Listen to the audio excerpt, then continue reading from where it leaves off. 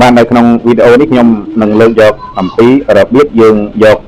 រូបភាពរបស់យើងបាទយកទៅ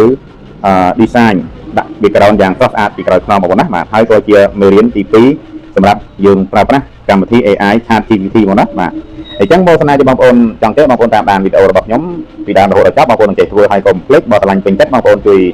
follow page like share និង click subscribe YouTube ម្នាក់មួយបងប្អូននឹងទទួលបានបាទមេរៀនចំណេះដឹងថ្មីក្រោយទៀតបងប្អូនណាបាទអញ្ចឹងដើម្បីកុំឲ្យខាតពេលបងប្អូនចូលទៅធ្វើទាំងអស់គ្នាមេរៀនទី2បងប្អូនណាអញ្ចឹងយើងត្រូវមាន ChatGPT ជាមុនសិនបងប្អូននេះ logo នេះបងប្អូនណាបាទ logo ខ្ញុំដាក់បង្ហាញនេះអញ្ចឹងយើងចុចទៅលើកម្មវិធី ChatGPT មក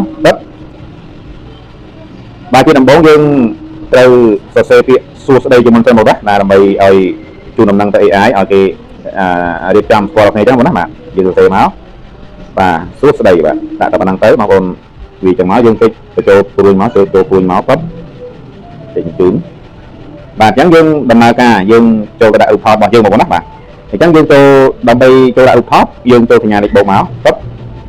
តមកយើងចុចកន្លែង photo បាទចុចកន្លែង photo មក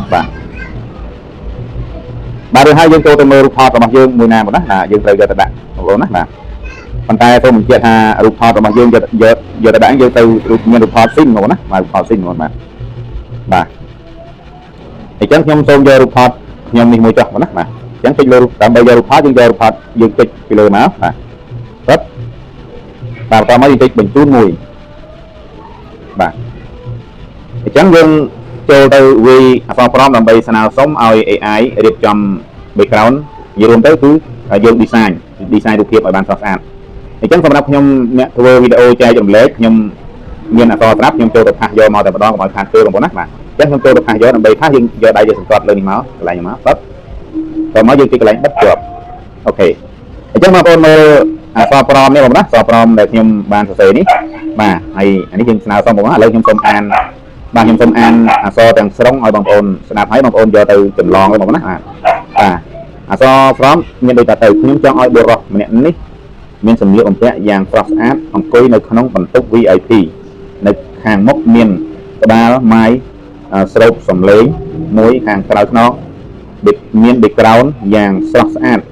ហើយចុងក្រោយគឺយើងដាក់ចេះបងណាបញ្ជាក់រក្សាទម្រង់មុខពិតបងណាយើងដាក់អញ្ចឹងបាន AI គេអត់មានដូរមុខយើងបងណាបាទអញ្ចឹងបងប្អូនទៅដូចខ្ញុំនេះហើយបងប្អូនចុចព្រួយនៅខាងស្ដាំដៃមកពិតបាទអញ្ចឹងយើងចាំមើលលទ្ធផលរបស់យើងបងណាបាទលទ្ធផលដែល AI គាត់ធ្វើឲ្យយើងបានកម្រិតណាបងណាបាទចាហើយកុំភ្លេចបងប្អូនចូល down យកទៅបងណាចូល down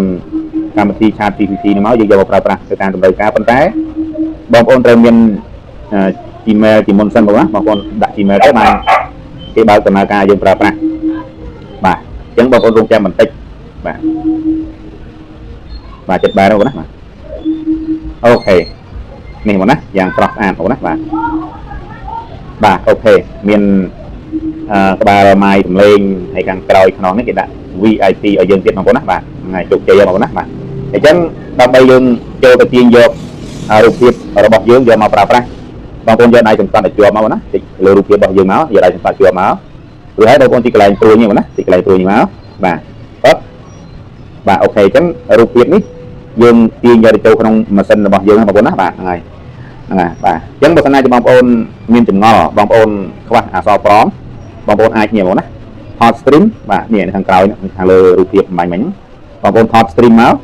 បាទយកទៅសរសេរតាមខ្ញុំទៅបងប្អូននឹងចង់បានអ្វីដែលបងប្អូនចង់បានហើយខ្ញុំសូមបញ្ជាក់ថានៅសម័យនេះគឺជាសម័យទំនើបសម័យ AI អញ្ចឹងរាល់ការ design រូបភាពដាក់បទចម្រៀងបើយើងមិនពិបាកដោយកាលសម័យមុនចំនួនមុនបាទវគ្គមុនអញ្ចឹងបងប្អូនណាយើងយកមានកម្មវិធីកាត់យើងយកមាន background យកបណ្ដាក់អីចឹងទៅឥឡូវអត់ពិបាកទេបងប្អូនណាបាទយើងចង់ design រូបភាពដាក់បទចម្រៀងកំសាន្តវាមានភាពងាយស្រួលយើងប្រើប្រាស់ទៅលើកម្មវិធី AI នេះឯងបាទមានច្រើនទម្រង់បងប្អូនបាទអញ្ចឹងក្នុងពេលនេះវីដេអូនេះខ្ញុំលើកមក AI មួយទម្រង់នេះមកចែកលេខបងប្អូនសិនបាទហើយវគ្គក្រោយមេរៀនទី3បន្តទៀតបាទសូមអរគុណសម្រាប់ការតាមដានរបស់បងប្អូនសូមជួយចុច Subscribe YouTube អ្នកមួយផងបាទសូមអរគុណសូមជម្រាបលា